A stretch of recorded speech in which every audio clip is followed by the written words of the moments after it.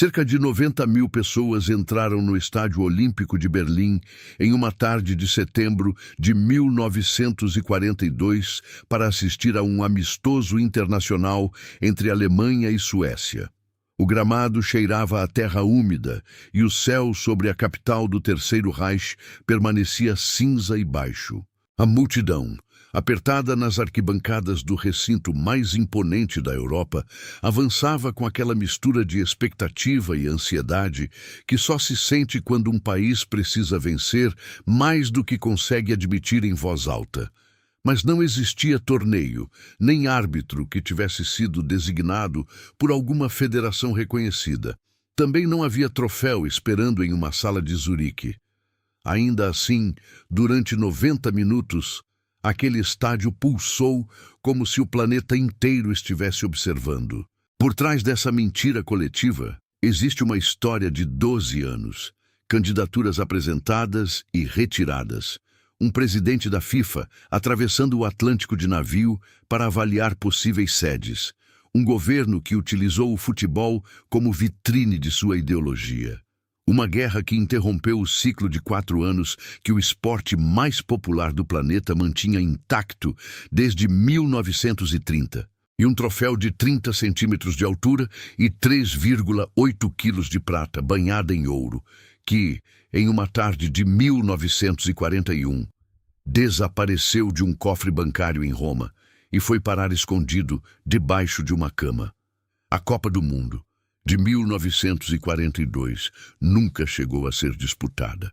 Mas os jornais da época, as atas dos congressos, os depoimentos dos jogadores e os arquivos desconfidenciais contam outra história, a de uma Copa do Mundo negociada durante 5 anos, que quase teve sede, quase teve data e terminou reduzida a uma partida de exibição disputada como se fosse aquilo que nunca chegou a ser. Esta é a sua reconstrução. O espetáculo olímpico de 1936 ainda não havia fechado suas portas quando a Alemanha apresentou a candidatura que mudaria o rumo da história do futebol internacional.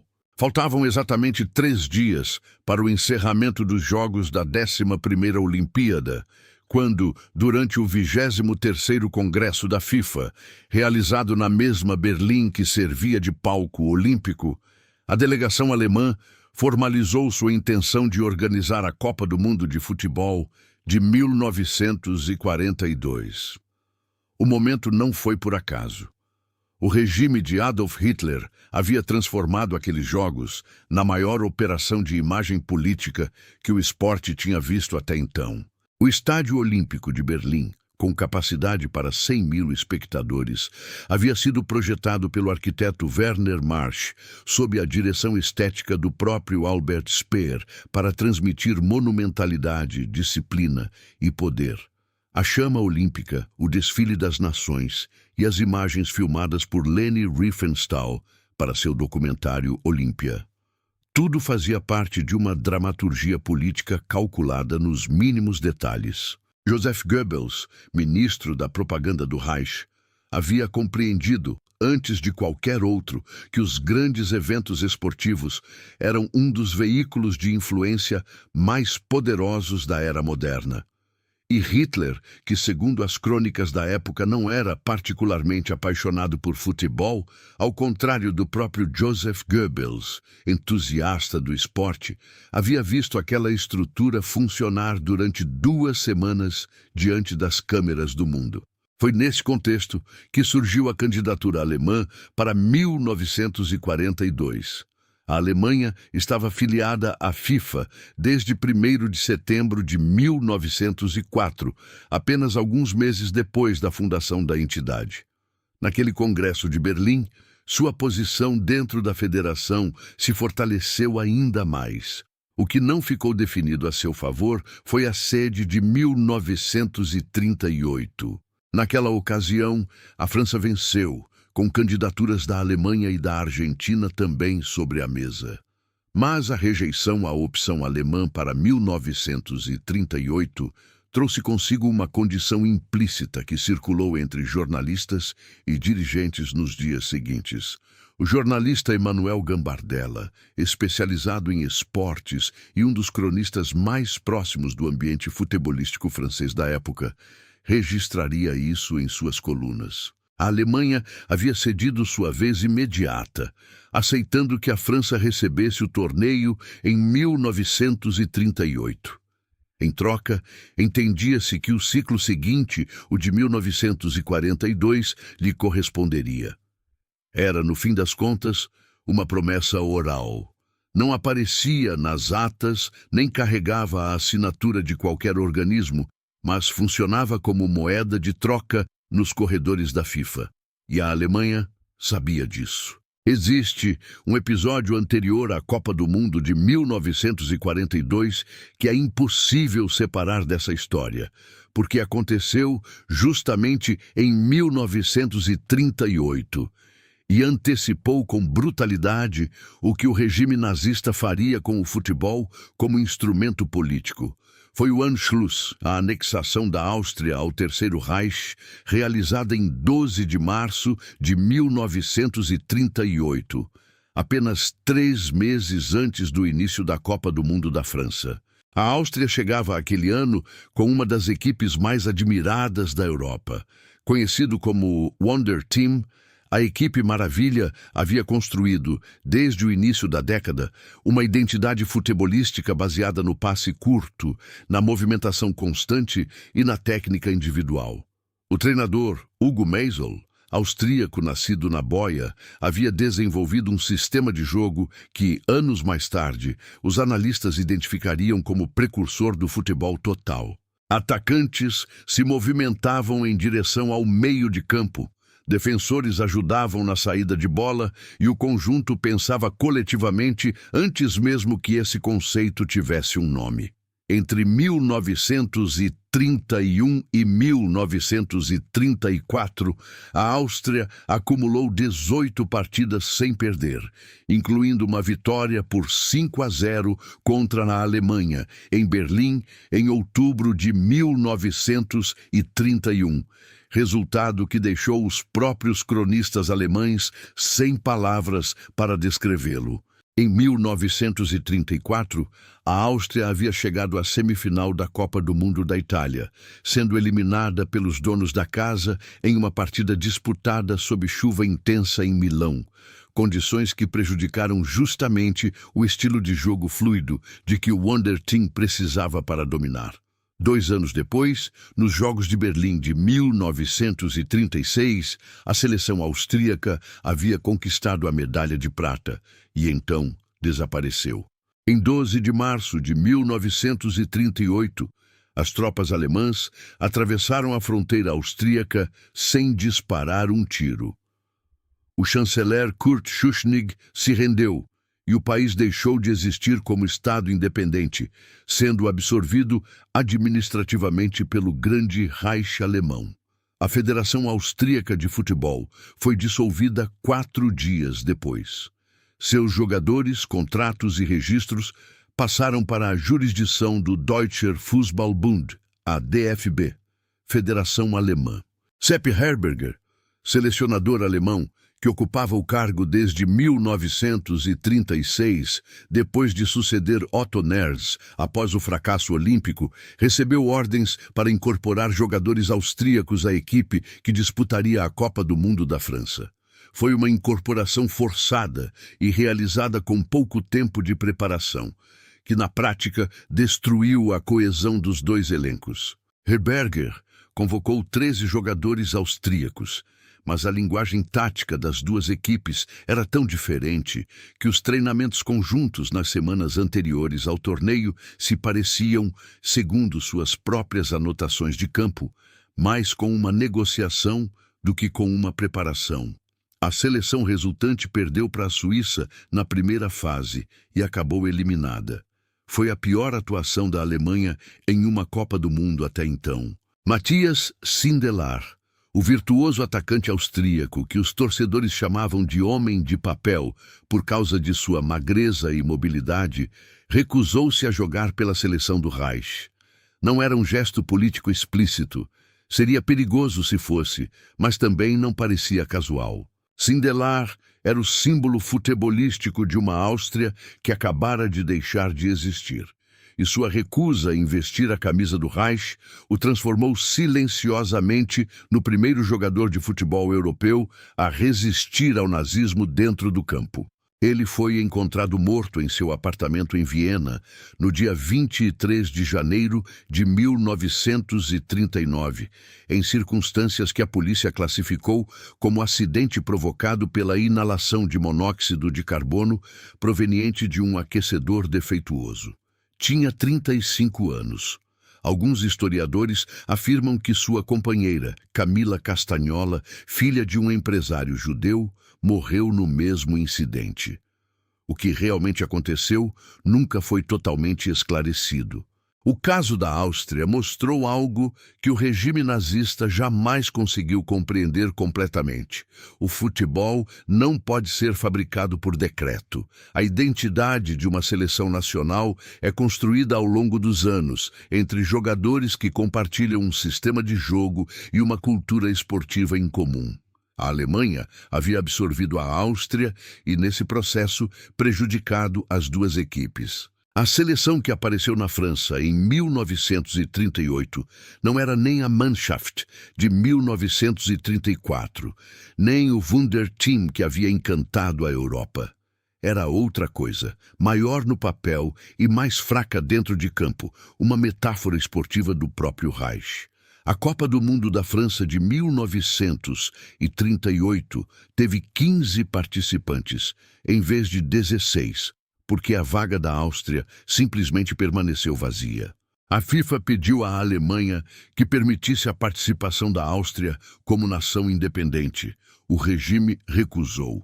A Suécia, que deveria enfrentar a Áustria na primeira fase, avançou diretamente sem jogar. A Federação Britânica recebeu a oferta da vaga disponível e recusou. Estava indignada por nunca ter sido convocada para organizar um torneio que o futebol inglês considerava seu por direito histórico, já que o país havia sido o berço do esporte e o lugar onde suas regras foram codificadas. Entre as 12 equipes europeias e as 3 sul-americanas que realmente participaram, a política fazia barulho constantemente.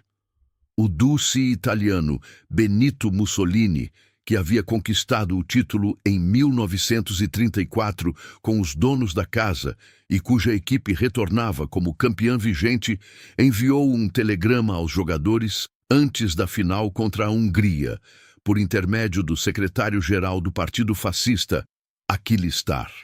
A mensagem tinha 2 palavras: vincere ou morire. A Itália venceu por 4-2. O goleiro húngaro Antal Szabó recordaria décadas depois que nunca havia se sentido tão feliz depois de sofrer 4 gols. Se a Itália vencesse, os 11 poderiam voltar para casa.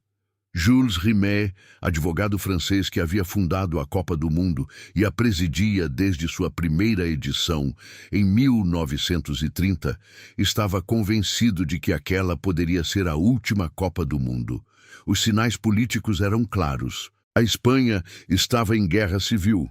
A Áustria havia desaparecido do mapa e a Alemanha empurrava suas fronteiras para o leste.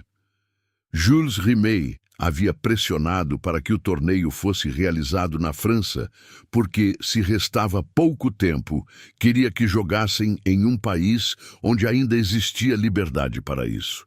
E havia outra discussão de fundo que afetaria diretamente o ciclo seguinte, a sede de 1942. Na reunião da FIFA, realizada em Paris, antes do início do torneio, em junho de 1938, a federação anunciou que a escolha do organizador da próxima Copa seria adiada para um novo congresso, previsto para acontecer 2 anos depois, em Luxemburgo. O Brasil havia entrado formalmente na disputa pela sede, argumentando que 3 edições consecutivas na Europa contrariavam o espírito de um torneio chamado Mundial. A Argentina também havia começado a se movimentar, embora ainda sem uma candidatura oficial, argumentando que a promessa de alternância entre continentes, uma promessa oral, como quase tudo naquela FIFA dos anos 30, estava sendo ignorada. Enquanto isso, a Alemanha continuava acumulando território. A Sudetenland, na Tchecoslováquia, havia sido cedida no Acordo de Munique, em setembro de 1938. O Reich crescia e sua candidatura para 1942 crescia junto, sustentada pela certeza de que o governo nazista financiaria tudo o que fosse necessário para levar a Copa do Mundo ao território alemão. Jules Rimet tinha 64 anos em 1939 e estava havia 19 anos à frente da FIFA. Era um homem de profundas convicções sobre o papel do esporte na diplomacia internacional, convencido de que o futebol poderia construir pontes onde a política erguia muros. Nascido em Theulele-Lavancourt em 1873, filho de um comerciante de província, havia estudado direito em Paris e trabalhado como advogado antes de dedicar sua vida ao futebol organizado. Foi ele quem imaginou, em 1920, a partir da presidência da Federação Francesa, que o esporte mais popular do mundo precisava de um torneio próprio, independente do ciclo olímpico e de suas restrições relacionadas ao amadorismo. Foram necessários 10 anos para transformar essa ideia na Copa do Mundo inaugural do Uruguai em 1930. Essa fé no futebol como instrumento de encontro entre os povos o levou durante o primeiro semestre de 1939 a realizar uma série de viagens entre a Europa e a América do Sul, para visitar pessoalmente as 3 candidaturas ativas para a Copa do Mundo de 1942, Alemanha, Brasil e Argentina. O que encontrou em cada parada foi confirmando posições que já existiam antes de sua partida. A Alemanha apresentava uma candidatura sólida em termos de infraestrutura. O Olympiastadion de Berlim já estava construído e testado, com capacidade para 100 mil pessoas, enquanto outras 6 cidades, Munique, Hamburgo, Colônia, Frankfurt, Leipzig e Breslau, possuíam instalações esportivas de primeiro nível, construídas ou renovadas para os Jogos de 1936. A estrutura organizacional do Estado nazista era eficiente e o financiamento estava garantido sem condições. O representante do regime perante a FIFA, Karl Ritter von Hout, também atleta olímpico e membro do Comitê Olímpico Internacional desde 1929, havia trabalhado durante anos para fortalecer a posição alemã dentro da entidade. Era o interlocutor ideal. Conhecia os códigos da diplomacia esportiva internacional e sabia exatamente quais argumentos funcionavam com cada delegado. O Brasil, por sua vez, demonstrava entusiasmo genuíno e apresentava argumentos sólidos. Era o maior país da América do Sul, possuía uma cultura futebolística em rápida expansão e ainda carregava a lembrança de que a primeira Copa, em 1930, havia provocado um boicote europeu por causa da distância. Em 1942, os meios de transporte permitiriam diminuir esse problema.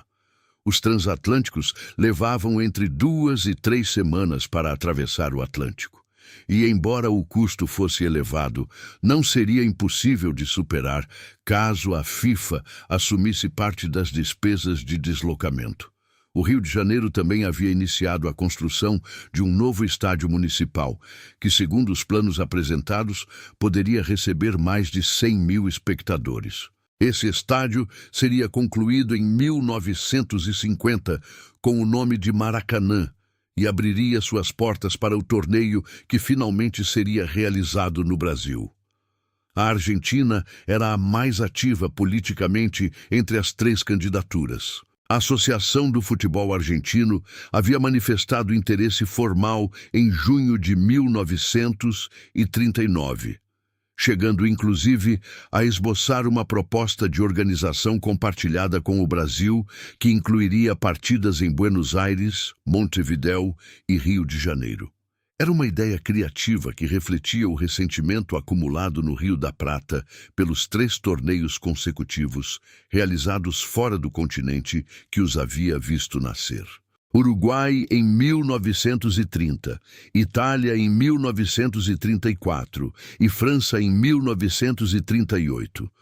O futebol rioplatense se considerava fundador da Copa e, ao mesmo tempo, excluído dela. Os estádios argentinos disponíveis, o Monumental do River Plate em Buenos Aires, o gasômetro de São Lourenço e o estádio do Boca Juniors na Bombonera, ainda em obras, não eram comparáveis às instalações europeias, mas a vontade política era real. A candidatura compartilhada com o Brasil nunca chegou a ser totalmente formalizada.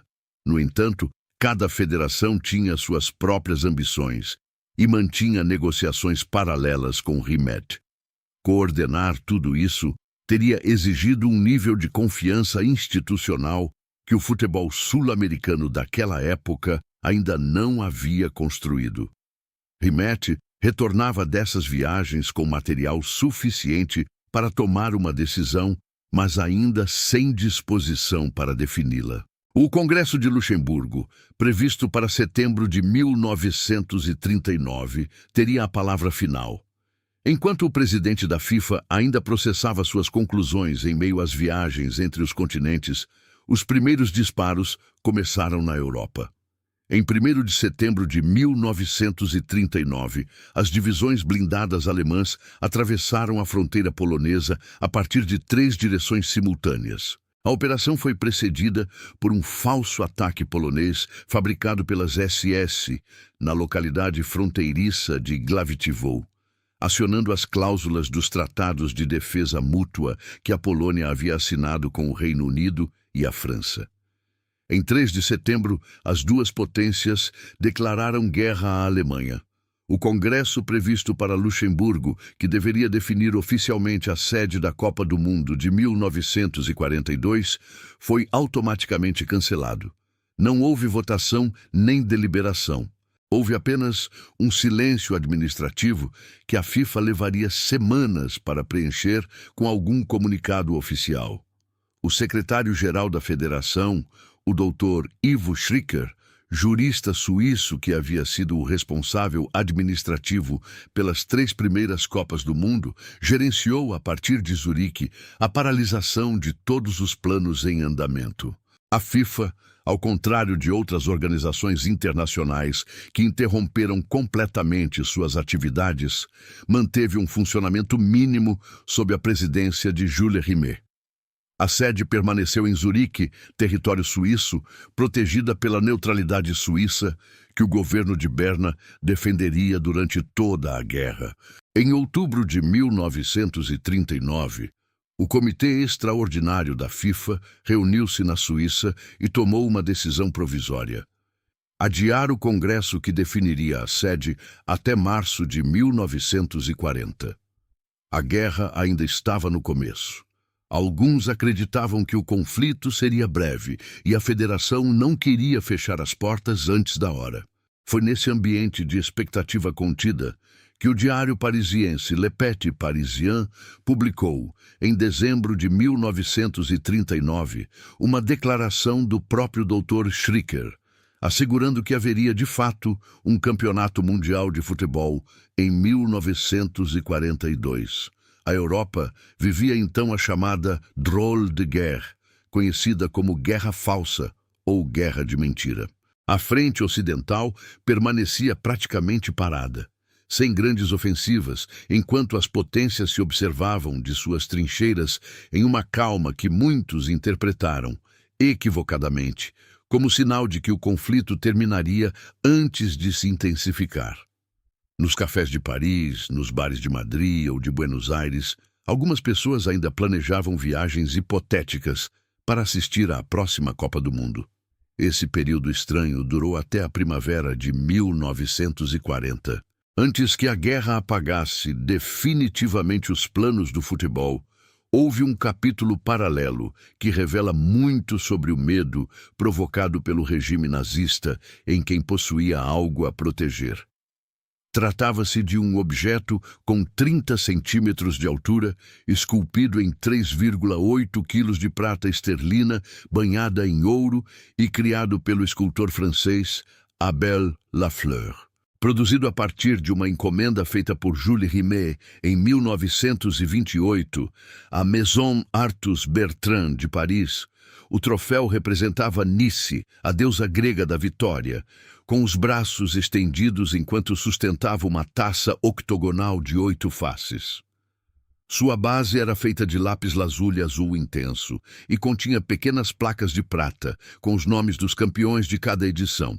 Custou 50.001 francos suíços, e Jules Rimet o levou pessoalmente a Montevidéu em suas malas como bagagem de mão para entregá-lo ao primeiro vencedor, o Uruguai, em 1930. Desde então, havia percorrido o mundo sem despertar atenção excessiva, passando pelas mãos do Uruguai, da Itália e, novamente, da Itália.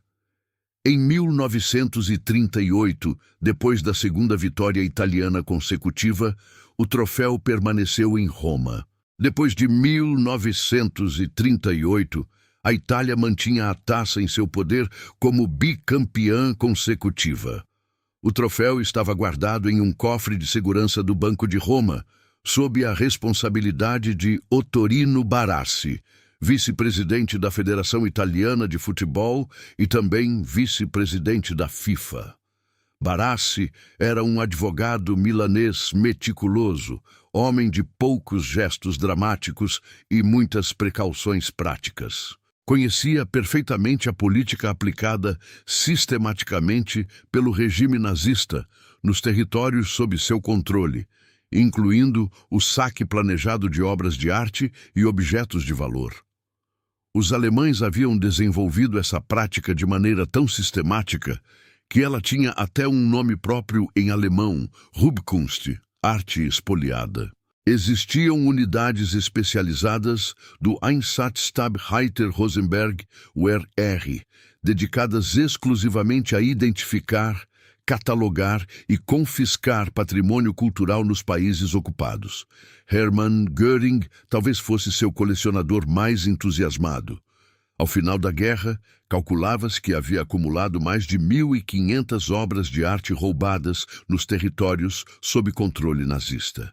Barr intuiu que, cedo ou tarde, os registros bancários alertariam a Gestapo sobre a existência daquele troféu de metal precioso guardado em um cofre romano. A Itália era a aliada do Reich, não um país ocupado, mas essa aliança não garantia imunidade diante das cobiçosas redes de saque do regime. Antes que isso acontecesse, tomou a decisão de retirar secretamente a taça do banco e levá-la para sua casa em Roma. Envolveu-a em papel de jornal velho, colocou-a dentro de uma caixa comum de sapatos, do tipo que ninguém abriria durante uma revista sem algum motivo específico, e a escondeu debaixo da cama.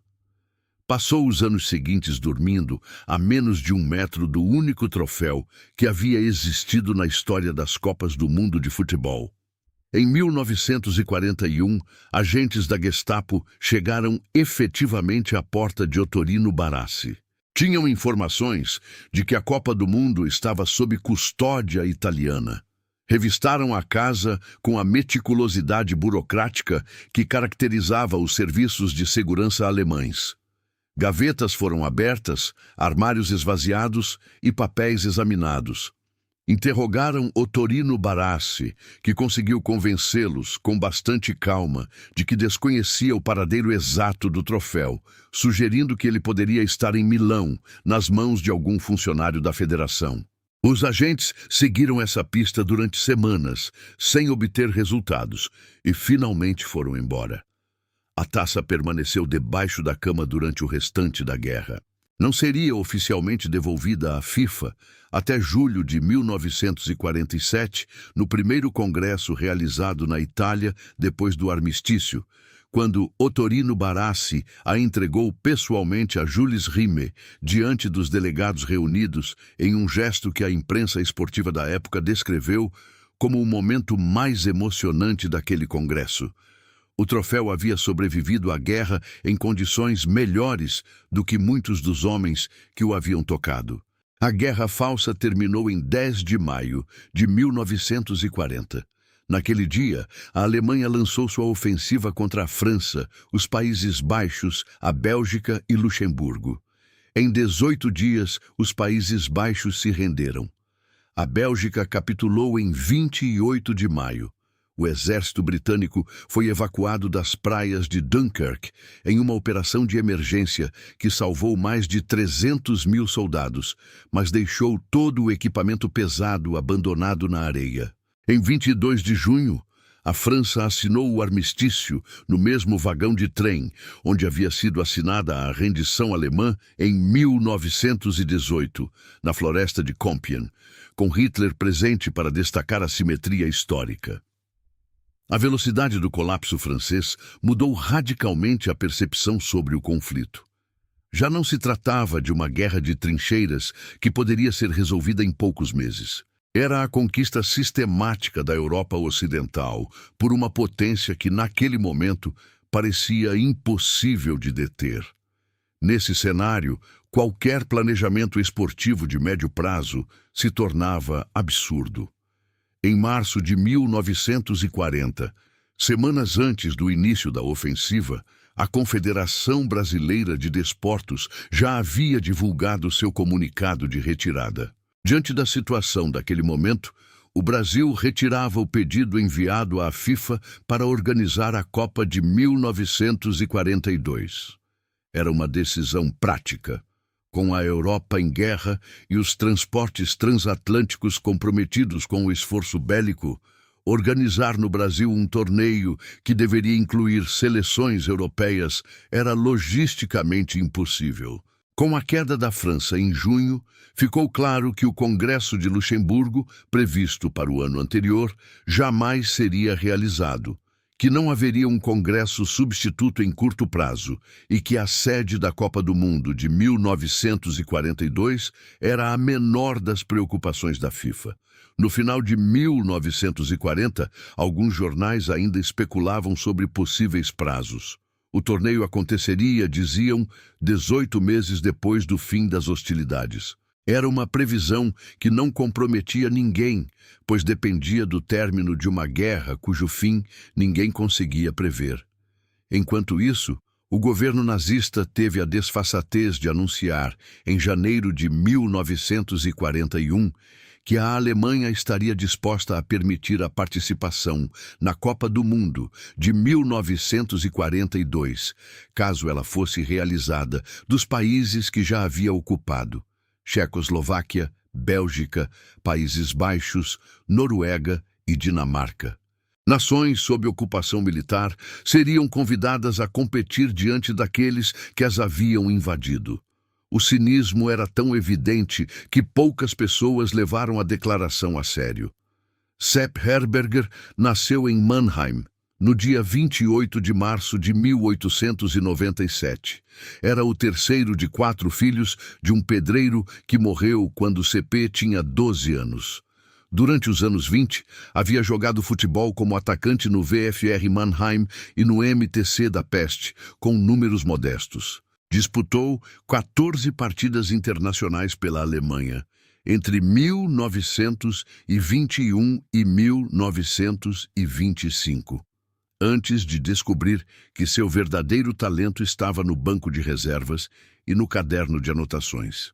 Era um homem que estudava os adversários como outros leem romances, com atenção, paciência e a certeza de que cada detalhe tinha importância.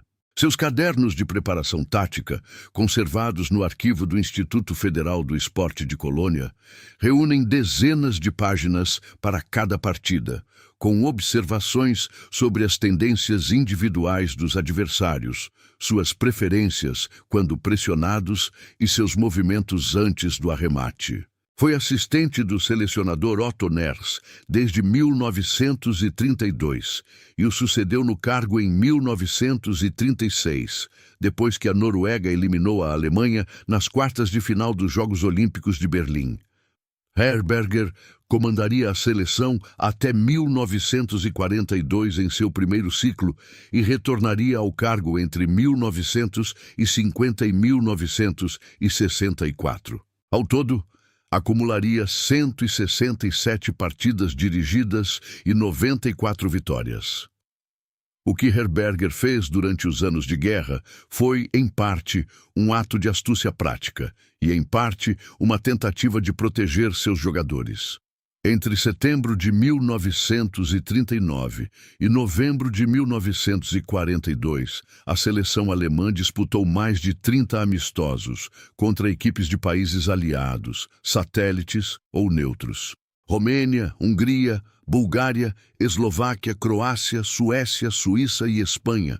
Manter a equipe em atividade servia como argumento diante das autoridades militares para justificar que os jogadores permanecessem afastados da frente de combate, pelo menos temporariamente.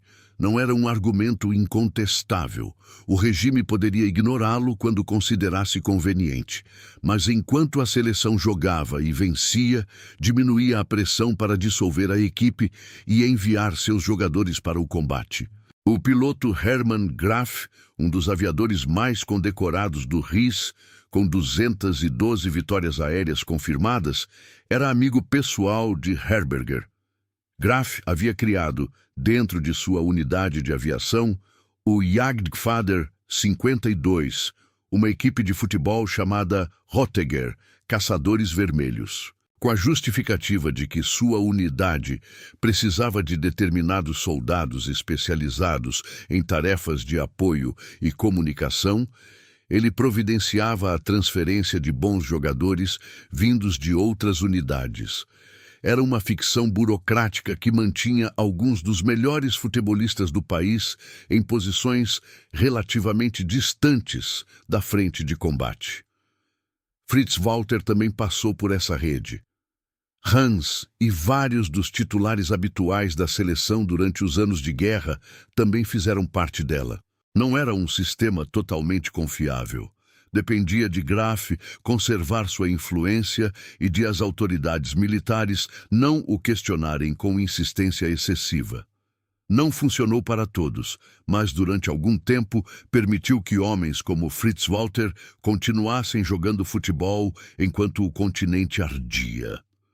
Herberger selecionava jogadores para esse sistema utilizando os mesmos critérios empregados na escolha de seus titulares.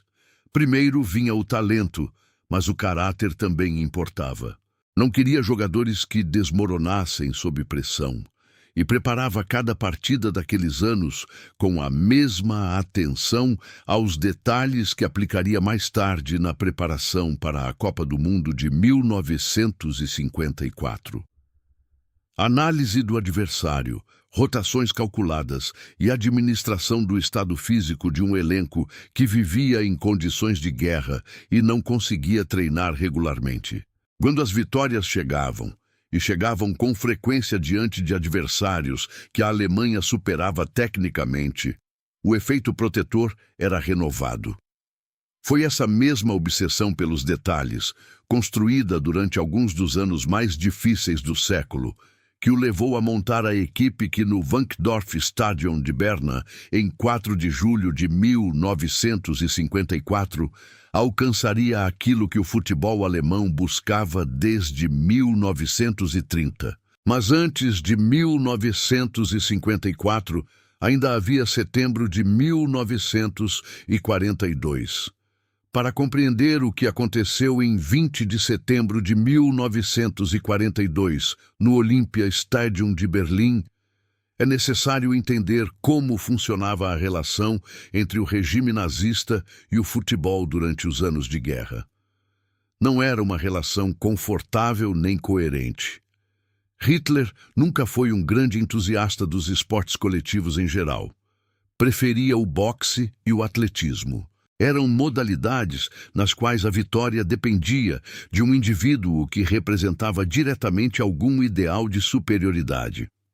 Joseph Goebbels, por outro lado, compreendia o futebol como ferramenta política e apoiava ativamente o uso do esporte para manter a moral da população civil, que por volta de 1942 começava a receber notícias sobre os primeiros grandes problemas enfrentados na frente oriental. A invasão da União Soviética, iniciada em 22 de junho de 1941, sob o nome de Operação Barbarossa, havia começado com avanços impressionantes. Nos primeiros meses, os exércitos alemães avançaram centenas de quilômetros pelo território soviético, capturando milhões de prisioneiros e superando as defesas do Exército Vermelho. Mas o inverno entre 1941 e 1942 interrompeu o avanço. Leningrado resistia ao cerco. Moscou não havia caído. E no verão de 1942, enquanto a Alemanha iniciava uma nova ofensiva em direção ao sul, tendo Stalingrado como objetivo, a guerra começava a revelar suas dificuldades mais profundas. Nesse contexto, uma vitória no futebol contra uma seleção neutra podia ser explorada como propaganda. Uma derrota contra essa mesma seleção poderia representar um problema para a moral interna. A partida contra a Suécia, em setembro de 1942, era oficialmente um amistoso, mas o regime a apresentava de outra maneira. A narrativa que circulava entre os torcedores alemães, alimentada pela imprensa oficial, impedida de contrariar o aparelho do partido, comparava aquele confronto a algo semelhante a uma final mundial, embora sem qualquer denominação oficial. A Alemanha havia derrotado a Hungria por 5-3, a Bulgária por 3-0 e a Romênia por 7-0 nos meses anteriores. A equipe chegava embalada pelas vitórias e jogava em casa, no maior estádio da Europa. Seu adversário era neutro, não aliado, e não contava com pressões ideológicas externas a seu favor. Eram 90 minutos para demonstrar superioridade diante de 98 mil pessoas. A seleção sueca, que chegou a Berlim em 20 de setembro de 1942, era formada por jogadores que atuavam em clubes da Liga Nacional Sueca. Não existia uma liga profissional no país escandinavo.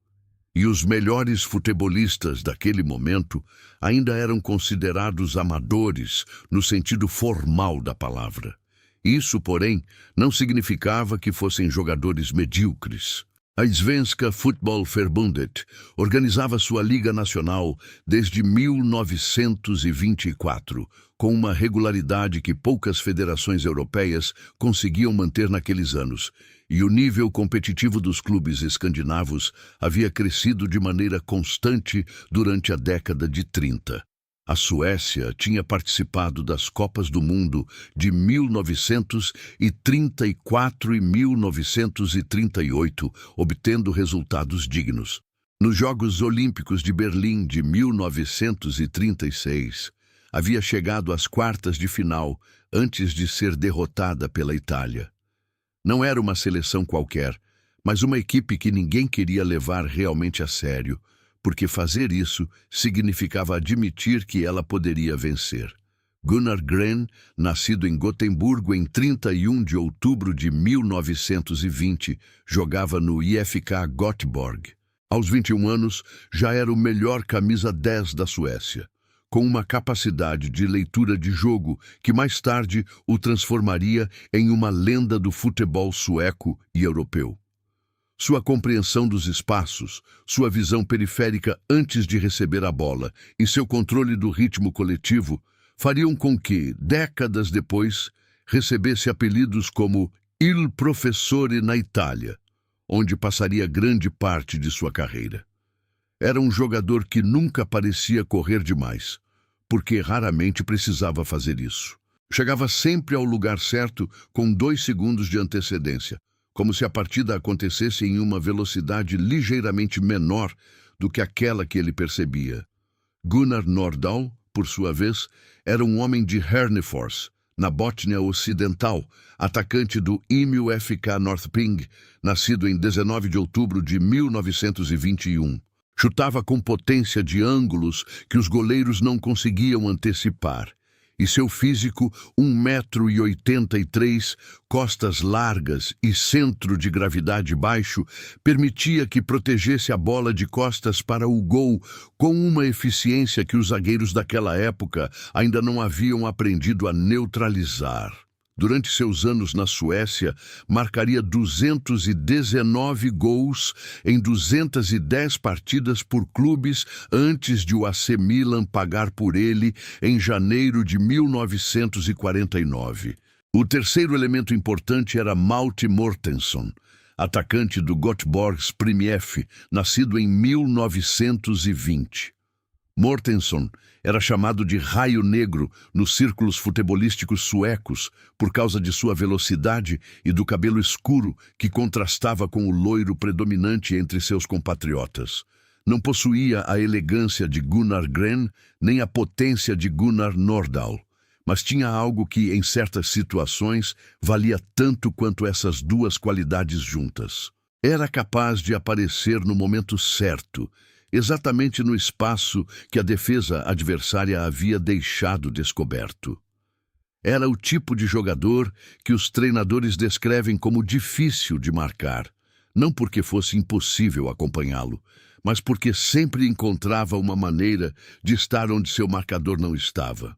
Em setembro de 1942, os três tinham entre 21 e 22 anos e faziam parte de uma seleção sueca tecnicamente superior ao que o aparelho de propaganda alemão estava disposto a reconhecer. A Suécia era uma nação neutra durante a guerra. Mantinha relações comerciais com os dois lados, vendia minério de ferro para a Alemanha e permitia o trânsito de tropas alemãs por seu território, o que lhe renderia críticas dos aliados durante anos. Ao mesmo tempo, esforçava-se para evitar qualquer gesto que pudesse ser interpretado como posicionamento político. Ir a Berlim disputar uma partida de futebol fazia parte dessa política de neutralidade ativa. Recusar o convite poderia significar tomar partido de outra forma. Os jogadores suecos atravessaram a fronteira em direção ao Reich como esportistas em missão oficial, sem declarações públicas nem gestos que pudessem ser mal interpretados por qualquer um dos lados. O árbitro escolhido era Valdemar Laursen, dinamarquês de um país ocupado pela Alemanha desde abril de 1940. Mas que ainda mantinha certa autonomia interna sob o governo de colaboração de Erik Scavenius. O fato de um árbitro dinamarquês apitar uma partida em Berlim em 1942 era por si só uma pequena demonstração dos equilíbrios quase impossíveis que o esporte tentava manter naquela Europa destruída. Os capitães eram Paul Janes, pela Alemanha, lateral direito do Borussia Dortmund, com 31 anos, veterano da seleção desde 1931 e com 40 partidas internacionais acumuladas, e Carl-Erik Gren, pela Suécia, meio-campista do Djurgårdens Meruref, com temperamento suficiente para apertar a mão do capitão alemão no centro do campo, diante de quase 100.000 pessoas, sem demonstrar hesitação. A escalação alemã completa tinha Helmut Jahn no gol, Paul Janes, Karl Miller, Andreas Kupfer e Wilhelm Sold na defesa, Hans Zaga, Ernst Lehner, Karl Decker e Fritz Walter no meio-campo, além de Albert Singh e August Klingler no ataque. No banco estava Sepp Herberger, com seu caderno de anotações e a certeza de que seus jogadores tinham razões muito concretas para aquela partida. Além do orgulho esportivo, o jogo começou com as formalidades exigidas pelo protocolo do regime. Os suecos se alinharam com os braços ao lado do corpo, enquanto os alemães levantaram o braço direito na saudação nazista, diante de uma tribuna onde dirigentes do partido e oficiais da Wehrmacht ocupavam os camarotes centrais. Depois, o árbitro Valdemar Laursen apitou e o protocolo deu lugar ao futebol. 7 minutos. Apenas 7 minutos foram necessários para que Arne Nyberg, atacante do IFK Göteborg, marcasse o primeiro gol. Foi uma jogada direta, sem complicações, uma combinação que terminou com a bola na rede antes que o goleiro Helmut Jahn conseguisse chegar. O Olympiastadion ficou em silêncio durante alguns segundos. Era aquele tipo de silêncio coletivo que surge quando 98 mil pessoas tentam entender algo que não esperavam presenciar. A Alemanha respondeu. Ernst Lehner, meio-campista ofensivo de Augsburg, que já estava havia anos na seleção, empatou com um chute certeiro. Depois veio August Klingler, o atacante nascido em 24 de fevereiro de 1918 em Bietigheim-Bissingen. Era um dos artilheiros mais promissores do futebol alemão daquele período. Ele havia disputado suas primeiras partidas internacionais, naquele mesmo ano de 1942, 5 no total, sendo a primeira contra a Romênia em agosto.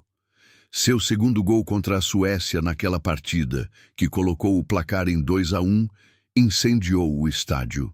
O Reich estava vencendo. A narrativa de superioridade agora tinha um resultado para sustentá-la. Mas, no último minuto do primeiro tempo, quando o intervalo se aproximava e a vantagem alemã parecia encaminhada, o atacante do AK, Henry Carlson, empatou. Um gol nos instantes finais da primeira etapa que alterou o peso psicológico da partida. A Alemanha já não estava vencendo quando chegou o intervalo. As 100 mil pessoas nas arquibancadas ficaram com a inquietação de quem esperava uma certeza e recebeu uma dúvida. A segunda etapa pertenceu quase inteiramente à Suécia. Gunnar Gren organizava o jogo a partir do centro do campo, com a economia de movimentos que o caracterizava, distribuindo passes curtos e precisos e mudando o ritmo antes que o adversário pudesse antecipar sua próxima ação. Gunnar Nordahl se movimentava entre os defensores alemães com uma força física que não o impedia de girar rapidamente, abrindo espaços que seus companheiros aproveitavam. Aos 63 minutos, Malte Mortensson marcou o terceiro gol da Suécia. Mortensson era chamado de Raio Negro nos círculos futebolísticos suecos por sua velocidade e pelo cabelo escuro que contrastava com o loiro predominante entre seus compatriotas. Seu arremate definiu o placar em 3-2. O Olympiastadion de Berlim mergulhou no mais completo e incômodo silêncio. Era o silêncio de 98 mil pessoas que tinham ido até ali para celebrar e agora estavam sem motivo para isso. A derrota não representava apenas um resultado esportivo desfavorável. Dentro do contexto do regime nazista, qualquer evento público daquela dimensão poderia produzir consequências políticas diretas. Martin Franz Luther, subsecretário do Ministério das Relações Exteriores e assessor direto do ministro Joachim von Ribbentrop, redigiu uma análise sobre as consequências da partida que circulou internamente nas semanas seguintes. Seu argumento era explícito. 100 mil pessoas deixaram o estádio abatidas, e dado que a vitória naquela partida de futebol estava mais próxima de seus corações do que a tomada de alguma cidade no leste, um acontecimento assim deveria ser proibido em nome do estado de ânimo interno do país. Era uma frase que revelava, mesmo sem intenção, a natureza do problema. O regime havia construído uma narrativa de invencibilidade que dependia de vitórias constantes. Cada derrota colocava esse discurso em risco, e aquela partida havia sido disputada no Olympiastadion de Berlim diante de 100 mil testemunhas e transformada pela imprensa alemã em um acontecimento nacional antes mesmo de começar. A derrota não podia ser escondida. A seleção alemã continuou disputando partidas internacionais depois da derrota para a Suécia. Os jogadores foram destinados a diferentes unidades militares. Alguns deles, como aponta a crônica do jornalista Paul Brown, receberam funções burocráticas ou administrativas dentro do exército uma forma relativa de proteção que os mantinha distantes do combate direto. Depois da derrota para a Suécia, a Alemanha ainda enfrentou Suíça, Croácia e Eslováquia em 1942. Sua última partida internacional naquele ano ocorreu em 22 de novembro, contra a Eslováquia. Sepp Herberger deixou o cargo em 1942 e não o recuperaria até 1950, quando a FIFA readmitiu a Alemanha, já como República Federal Alemã, depois de 8 anos de exclusão. Durante esses 8 anos, Herberger trabalhou como professor de futebol na recém-fundada Universidade Esportiva de Colônia, formando treinadores e construindo silenciosamente a rede de relações que lhe permitiria, quando chegasse o momento, montar a equipe do Milagre de Berna. August Klingler havia disputado suas 5 partidas internacionais, todas naquele mesmo ano. 5 jogos e 4 gols. O primeiro em agosto de 1942 contra a Romênia, os seguintes contra a Hungria, Bulgária, Suécia e já em novembro contra a Eslováquia, partida em que marcou 3 vezes um hat-trick em seu último jogo internacional, sem saber que aquele seria o último. Klingler havia crescido em Bietigheim-Bissingen, em Baden-Württemberg. Passou seus anos de formação no FC Daxlon de Karlsruhe, onde seu pai, um homem de ideias autoritárias que preferia vê-lo no banco, acabou aceitando que o futebol seria a carreira do filho. Recusou propostas de clubes estrangeiros, em parte porque as autoridades nazistas viam com desconfiança a saída de jogadores importantes da Alemanha. Permaneceu em Karls e, quando a seleção encerrou suas atividades, Klingler foi recrutado pela Wehrmacht, sem as proteções que um sobrenome mais conhecido ou contatos mais influentes poderiam proporcionar.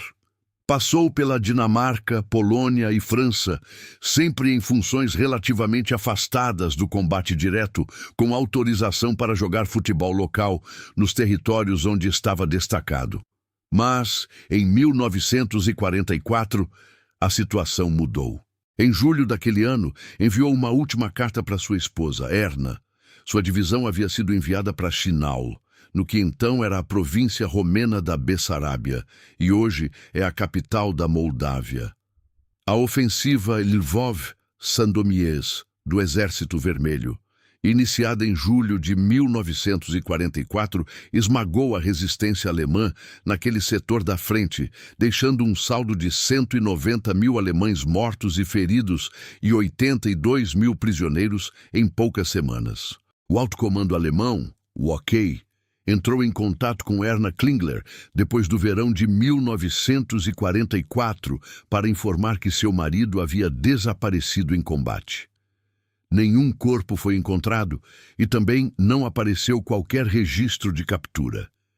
Erna e seu filho Harold procuraram durante anos por algum vestígio depois da guerra. Nunca encontraram. August Klingler tinha 26 anos quando seu nome desapareceu dos registros. Era o homem que havia marcado o segundo gol da Alemanha contra a Suécia no Olympiastadion.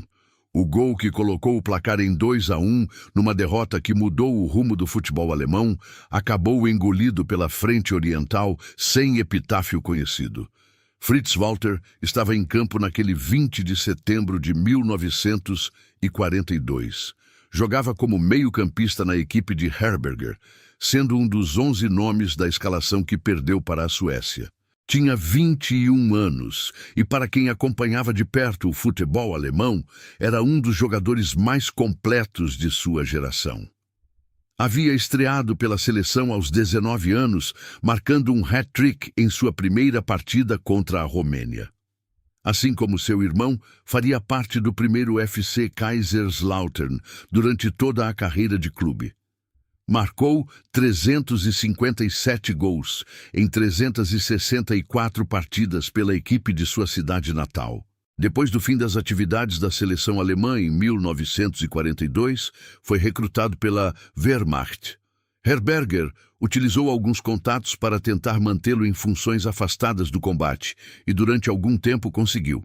Mas, Perto do fim da guerra, quando a frente desmoronava e a Alemanha mobilizava tudo o que ainda possuía, Walter foi capturado pelas tropas do Exército Vermelho na região de fronteira entre a Hungria e a Eslováquia. Era janeiro de 1945. Berlim ainda não havia caído, mas parecia uma questão de semanas. Walter foi enviado ao campo de prisioneiros de Maramureș, na Romênia, depois de ter contraído malária durante o período anterior. Os soviéticos organizavam trens regulares partindo daqueles campos em direção aos gulags da Sibéria. A malária contraída por Fritz Walter durante a guerra havia deixado nele uma sensibilidade extrema ao calor do sol. Dias ensolarados provocavam febre e esgotamento. Por isso, o frio e a umidade se transformaram em suas condições favoritas para jogar. Décadas mais tarde, quando chovia intensamente durante vários dias na Alemanha, as pessoas diziam que fazia tempo de Fritz Walter. Naquele campo de prisioneiros, durante uma parada do trem que o levava em direção à Sibéria, segundo os relatos mais documentados, os prisioneiros alemães desceram brevemente e encontraram um grupo de soldados soviéticos e húngaros improvisando uma partida de futebol.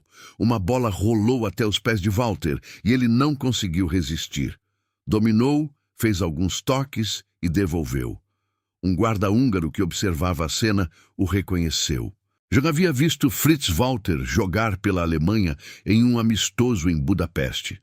Foi conversar com seus superiores e afirmou que Fritz Walter não era alemão, mas cidadão do protetorado do Sarre. Era mentira, e essa mentira salvou a vida de Fritz Walter e de seu irmão Otmar, que estava no mesmo trem.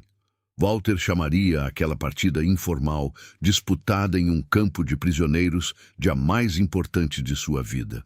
Depois da guerra, voltou para a Alemanha. Reincorporou-se ao Kaiserslautern e conquistou 2 títulos regionais, em 1951 e 1953. Em 1951, assumiu a braçadeira de capitão de uma seleção alemã que havia sido readmitida pela FIFA na comunidade internacional, mas ainda carregava o peso de ter ficado fora da Copa do Mundo do Brasil em 1950. A primeira Copa do Mundo da qual a Alemanha pôde participar depois da guerra foi a da Suíça, em 1954. Fritz Walter tinha 33 anos. No papel, parecia velho demais para liderar uma equipe que chegaria à final. Em 4 de julho de 1954, no Wankdorfstadion de Berna, sob uma chuva intensa que pesava sobre o gramado e transformava o campo em algo semelhante a um pântano, a Alemanha enfrentou a Hungria na decisão. Os húngaros haviam conquistado a medalha de ouro nos Jogos Olímpicos de Helsinki, em 1952. Havia 30 partidas sem perder, e na fase de grupos, tinham goleado a Alemanha Ocidental por 8-3. Eram Ferenc Puskás, Sándor Kocsis, Zoltán Csibor e Nándor Hidegkuti, a melhor seleção do planeta naquele momento, segundo qualquer critério razoável. Aos 8 minutos da final, a Hungria já vencia por 2-0. Então, a Alemanha virou. O gol de Helmut Rahn, aos 84 minutos, garantiu a vitória por 3-2. Fritz Walter, com a braçadeira de capitão e a chuva lavando 12 anos de história, ergueu a taça Julius Rimet. Na Alemanha, naquela noite, alguém criou uma frase: "We sind der", voltamos a ser alguém.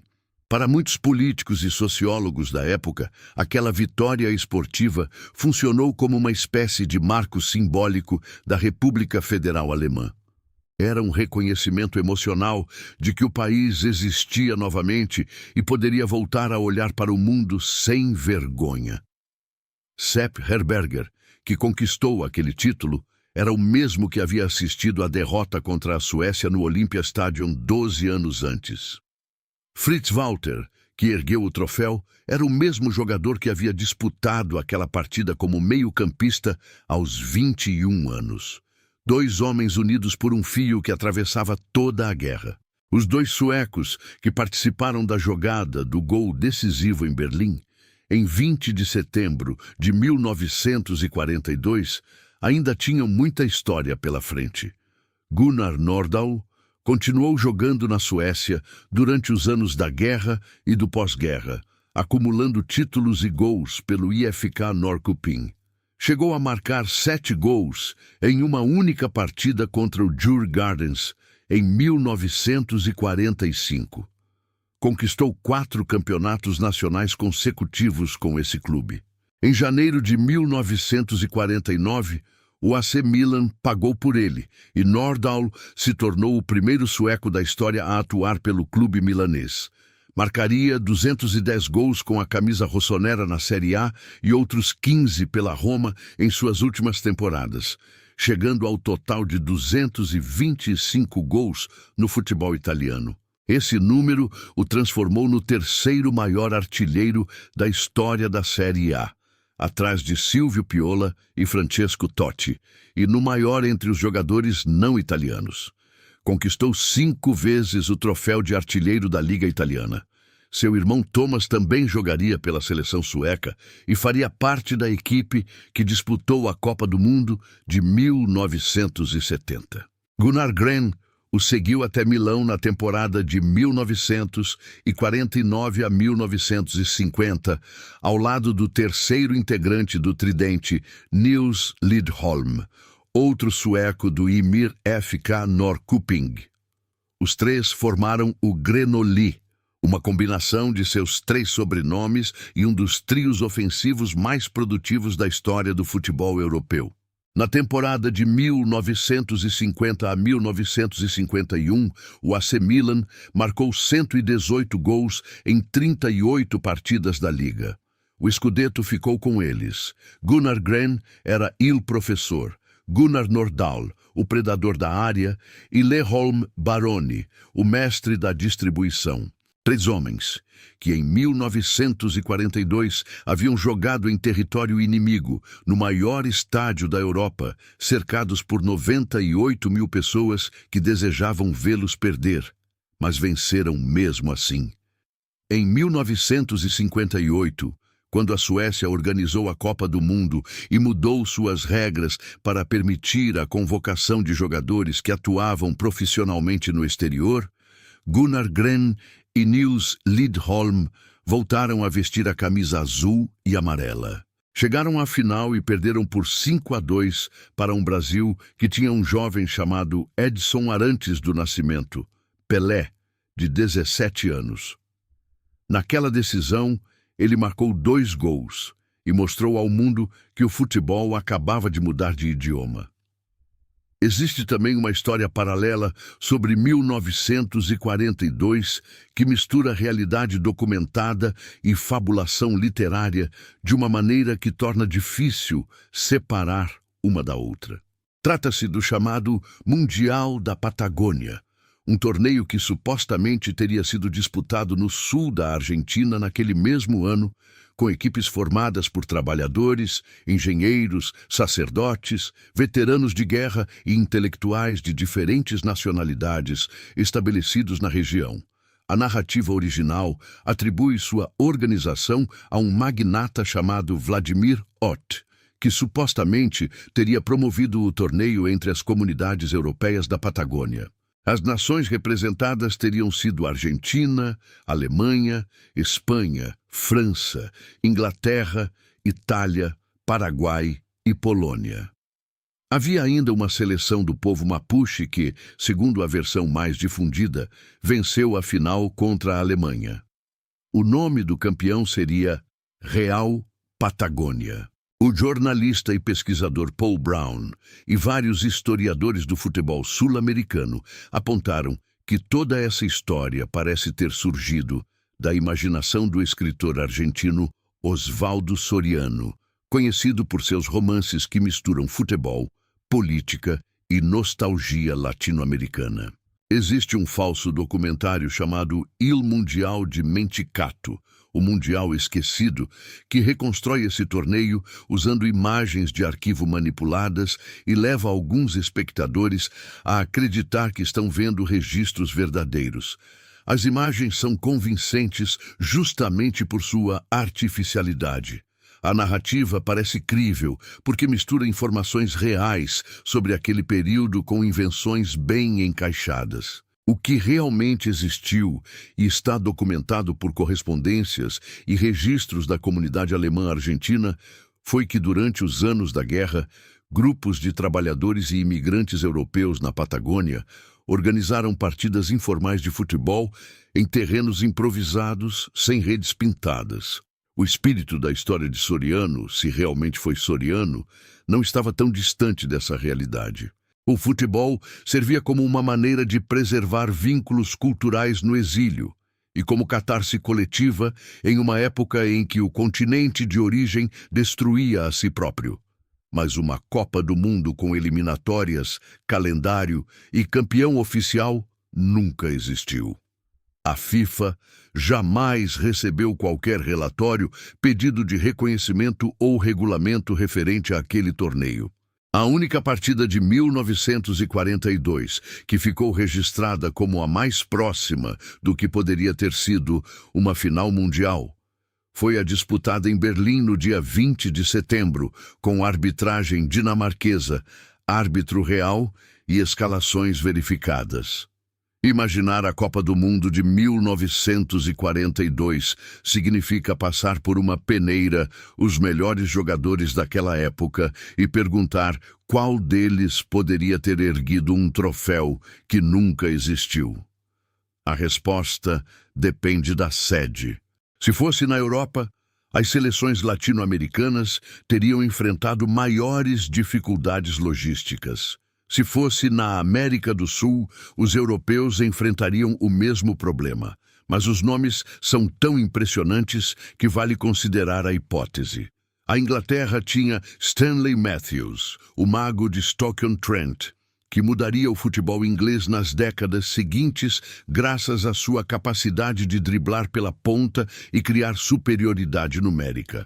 Matthews tinha 27 anos em 1942. E estava no auge de suas condições físicas.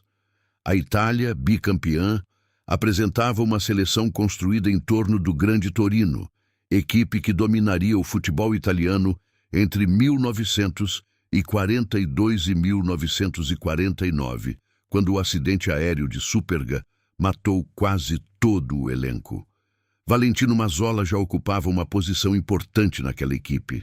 Giuseppe Meazza, que havia marcado presença em 2 Copas do Mundo, ainda estava em atividade aos 31 anos. A Argentina contava com aquilo que os cronistas da época chamavam de La Máquina do River Plate, formada por Juan Carlos Muñoz, José Manuel Moreno, Adolfo Pedernera, Ángel Labruna e Félix Lustau. 5 atacantes que se combinavam com uma fluidez que o futebol rioplatense daqueles anos considerava a expressão mais elevada do esporte. Adolfo Pedernera, organizador do ataque, tinha 27 anos. Ángel Labruna e Félix Lustau eram seus parceiros naturais. A Hungria apresentava uma geração talentosa que ainda não havia alcançado seu auge. Isso aconteceria com a equipe de Puskás, nos anos 50, mas já existia ali a estrutura técnica que faria do futebol húngaro uma referência europeia. O Brasil tinha Leônidas da Silva, o Diamante Negro, jogador que havia impressionado em 1938 com sua técnica e que tinha sido deixado no banco pelo selecionador brasileiro na semifinal contra a Itália para ser poupado para uma final que nunca chegou. O Uruguai, primeiro campeão mundial em 1930, tinha Obdúlio Varela caminhando em direção à melhor fase de sua carreira. A União Soviética, que ainda não havia participado de nenhuma Copa do Mundo, contava com jogadores do Dínamo de Kiev, dominadores da Liga Soviética e considerados, em termos gerais, a melhor seleção que aquele país nunca pôde apresentar em um torneio da FIFA antes da guerra. Nada disso aconteceu e talvez, em termos de justiça histórica, tenha sido melhor assim. Jules Rimet anunciou o cancelamento definitivo da Copa do Mundo de 1942, na primavera de 1941. A data exata varia entre 23 de março e abril, dependendo da fonte. Naquele momento, a Alemanha parecia imbatível. Os Estados Unidos ainda não haviam entrado no conflito, e a esperança de uma solução rápida estava, nas palavras de uma crônica da época, no limite de suas forças. Não foi uma decisão heróica, nem antecipada. Foi a aceitação tardia e circunstancial de algo que a guerra já havia decidido desde setembro de 1939, mas a decisão estava correta. Organizar um torneio naquele contexto significaria transformar o futebol em instrumento direto da propaganda de guerra de algum dos regimes envolvidos no conflito. Se a sede fosse a Alemanha, o torneio seria dos nazistas. Se fosse na América do Sul, os países latino-americanos que mantinham relações com o eixo poderiam utilizá-lo politicamente. Não havia cenário no qual uma Copa do Mundo de 1942 fosse simplesmente futebol. O primeiro congresso oficial da FIFA, depois da guerra, foi realizado em Luxemburgo, no dia 1º de julho de 1946. Ali foram tomadas 3 decisões que redesenharam o mapa do futebol internacional. O cancelamento formal da edição de 1946, que seria logística e economicamente inviável para um continente europeu ainda em ruínas. A atribuição da sede de 1950 ao Brasil, único país que havia apresentado candidatura formal. E a decisão de renomear o troféu como Théâtre Jules Rimet, em homenagem aos 25 anos de presidência do fundador do torneio e ao seu esforço para manter a federação viva durante os anos mais sombrios do século. Nesse mesmo congresso, as associações britânicas retornaram à FIFA, depois de permanecerem ausentes desde 1920 por suas próprias razões de orgulho institucional. O futebol internacional voltava a incluir jogadores ingleses, galeses, escoceses e irlandeses em suas competições formais pela primeira vez em uma geração. A Copa do Mundo do Brasil, em 1950, marcou o retorno da competição depois de 12 anos de silêncio. 12 anos. Uma geração inteira de jogadores viveu seu melhor futebol entre 1938 e 1950, sem poder disputar uma Copa do Mundo. Stanley Matthews tinha 35 anos quando o torneio retornou. Leônidas da Silva, 36. Os melhores anos dos dois ficaram presos entre o apito de Jules Rimet, em 1938, e o apito inicial da partida de abertura no Brasil, em 1950. A decisão daquele torneio não foi uma final convencional, mas a última partida de um quadrangular final, disputada entre Brasil e Uruguai. O estádio Maracanã, no Rio de Janeiro, recém-inaugurado, havia sido construído com capacidade para 200.000 pessoas. A partida entre Brasil e Uruguai, realizada em 16 de julho de 1950, reuniu 173.850 espectadores, tornando-se a partida com maior público da história do futebol. O Brasil precisava apenas de um empate para ser campeão. O Uruguai precisava vencer. O capitão uruguaio Obdúlio Varela, chamado El Negro Jeff, comandou sua equipe com uma autoridade que nenhuma quantidade de espectadores conseguia abalar. O Uruguai venceu por 2-1. O maracanazo que Arne Nyberg, Malte Mortensen e Gunnar Gren haviam precedido 8 anos antes com seu próprio silêncio instalado no Olympia Stadium de Berlim, tornou-se a derrota esportiva mais traumática da história de um país inteiro. A Alemanha não disputou aquele torneio. A FIFA havia excluído o país como consequência da guerra. Sepp Herberger trabalhava em Colônia, formando treinadores e esperando sua oportunidade. Fritz Walter recuperava seu nível no Kaiserslautern, conquistava campeonatos regionais e aguardava a convocação que chegaria 4 anos depois. O que significa, afinal, uma Copa do Mundo que nunca existiu. A pergunta não é retórica. A história do futebol também é construída por suas ausências. Jogadores que não participaram porque seus países não permitiram, torneios que deixaram de acontecer por decisões políticas e gerações que viveram seu melhor futebol no pior momento possível. A Copa do Mundo de 1942 representa a interseção mais brutal entre o esporte e a guerra no século XX. Mais do que os Jogos de 1936, que realmente aconteceram, embora sob a sombra nazista, ou os boicotes olímpicos de 1980 e 1984, o caso de 1942 mostra a fragilidade fundamental dos grandes eventos esportivos. Eles dependem de um mínimo de paz para existir. Quando essa paz desaparece, tudo o que foi construído ao redor deles também se desfaz. A FIFA saiu daquele período com uma lição institucional incorporada.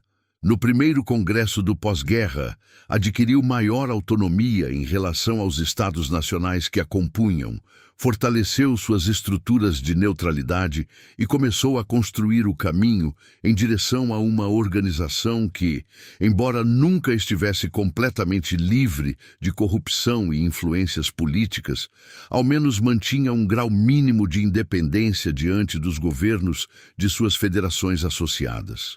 A tentativa do regime nazista de transformar a Copa do Mundo em um acontecimento propagandístico permaneceu como uma advertência histórica sobre o que acontece quando os estados utilizam o esporte como extensão de sua política externa. E permaneceu também aquela partida disputada em 20 de setembro de 1942 no Olympiastadion de Berlim, com a Suécia vencendo por 3-2 e Malte Mortensen avançando em direção à área alemã com sua velocidade de raio negro. Fritz Walter ainda estava em campo, sem saber que faltavam 2 anos para ser capturado pelos soviéticos e mais um para que uma mentira o salvasse da Sibéria. August Klingler ainda estava vivo, sem imaginar a carta que escreveria para sua esposa Erna, a partir de Chinau, em julho de 1944. Gunnar Nordahl e Gunnar Gren ainda estavam há 7 anos de pisar em Milão pela primeira vez. 100.000 pessoas deixaram o estádio abatidas naquela tarde. A história, porém, recordaria que naquele campo estavam alguns dos melhores jogadores de uma geração roubada pela guerra, fazendo o melhor que podiam no pior contexto possível. O troféu, afinal, não existia, mas a partida existiu. E os 90 minutos daquele jogo permanecem como o monumento mais honesto à Copa do Mundo que